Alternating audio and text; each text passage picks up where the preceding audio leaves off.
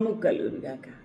కాబట్టి రోమిలకు వ్రాసిన పత్రిక 8:23 చూసినప్పుడు, 28 చూసినప్పుడు, దేవుని ప్రేమించు వారికి అనగా ఆయన సంకల్పము చొప్పున పిలువబడిన వారికి. ఎవరు వీరు? ఇశ్రాయేలు వారిని ఆయన సంకల్పము చొప్పున పిలుచుకున్నాడు. మేలు కలుగుటకై సమస్తము సమకూరుస్తాడు. సమకూడి జరుగుచున్నవని ఎరుగుదుము. ఎందుకంటే యెషయా 55:9 ఆకాశములు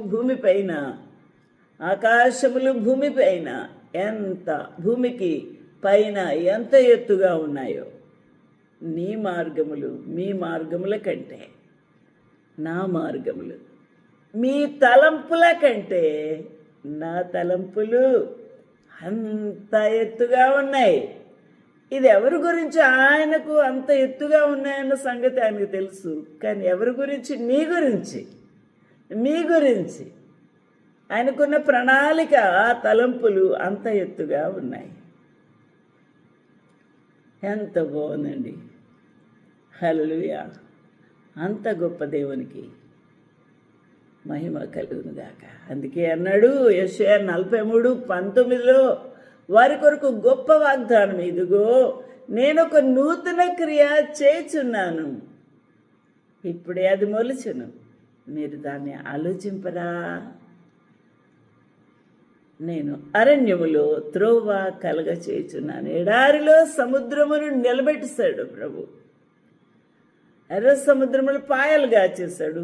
ఎడారిలో 6 లక్షల బలము జంతువులకు, పిట్టలకు, అన్నిటికీ కూడా సమృద్ధైన బండలోంచి నీరు ఉబక చేసి తృప్తినిచ్చాడు. పురేళ్లను కురిపించాడు. దేవదూతల మన్నాను కురిపించి ఆహారము వారికి సమృద్ధిగా ఇచ్చారు. అంత గొప్ప దేవుడు. మునుపటి వాటిని జ్ఞాపకం చేసుకొని కూడా అలసిపోయారు, రాలిపోయారు. వాటిని జ్ఞాపకం చేసుకోవద్దు. యెషయా 43:18 పూర్వకాలపు సంగతులను తలంచుకోవద్దు. ఇదిగో ఇప్పుడు నేను మీ కొరకు కొత్త క్రియ చేస్తూ ఉన్నాను. ఇప్పుడు స్తుతించండి, ఆనందించండి, సంతోషించండి.